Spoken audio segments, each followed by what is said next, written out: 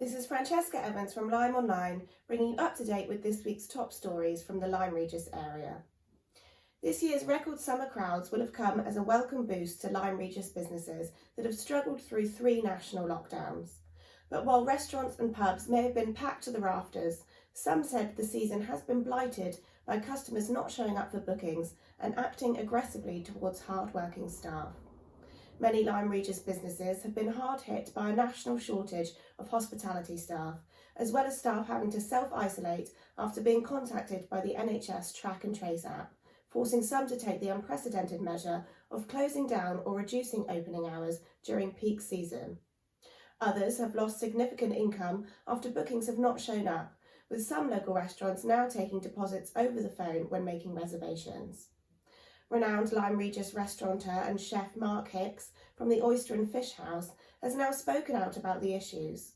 He said that while issues were caused by a minority of customers, he will not tolerate rude or aggressive behaviour towards his team. Other restaurants and eateries in the local area have also addressed similar issues on social media, with the Town Mill Bakery saying it was unfairly targeted on review website TripAdvisor after having to turn away a large party due to lack of space. Coronavirus case rates remain high across Dorset, almost returning to the peak levels seen in January in Lyme Regis area earlier this month. The latest figures released on August 20th show that there were 1,376 confirmed cases of COVID-19 in the Dorset Council area, placing it above the national average case rate per 100,000 people.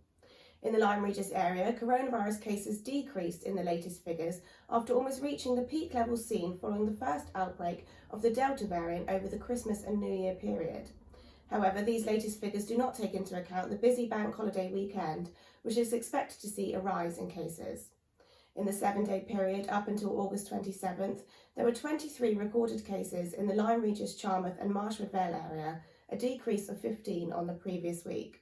This means the case rate per 100,000 people was below the national average of 355. Further figures for the Dorset area are expected to be released today and will be available on the LymeOnline website. Planning permission has been granted to make changes at the historic Mariners Hotel in Lyme Regis. Hotel bedrooms will be reduced from 14 to 8, with part of the building converted to provide 7 beds for holiday lets, independent of the hotel. The Grade 2 listed hotel was originally built in the 17th century and has also been used as a school, doctor's office and coaching inn. It was once the home of the Philpott sisters, known for their pioneering geological discoveries and great friends of Lyme's famous fossil hunter Mary Anning. Author Beatrix Potter also stayed at the Mariners while on holiday in 1904, 2 years after she published her most famous work, The Tale of Peter Rabbit. Owners have said the hotel is now sadly past its heyday, but conditions of the latest planning consent say the building must remain in tourist use. Changes to the external appearance of the hotel will be mainly to the rear of the building, with the internal alterations not obvious from the outside and not affecting the character of the listed building or conservation area, according to a council report.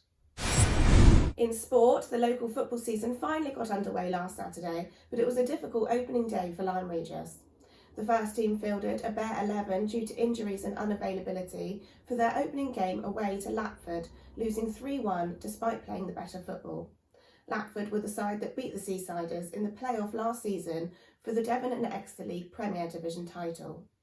The reserves also had a tough start in Division 3, losing 7-1 to a superior Westex Park Rangers from Tiverton with a much weakened side, but they made amends in midweek with a full squad, beating near neighbours Axmouth United 7-1, with Fred Parsons and Dan Rendell scoring 2 goals apiece.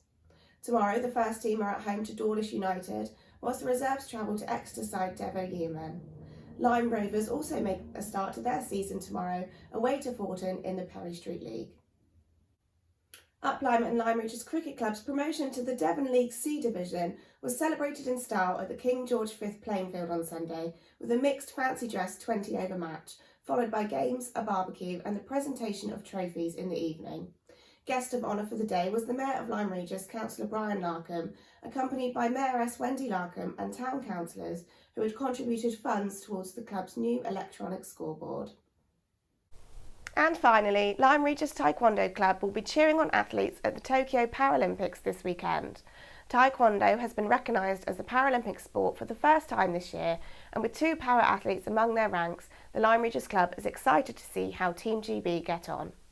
6-year-old Livia Bray, who took up Taekwondo in April, has cerebral palsy but doesn't let her condition hold her back, having recently gained her first grading and now working towards her second. Dexter Weldon, aged 9, has been a member of the club since he was 4.5 years old.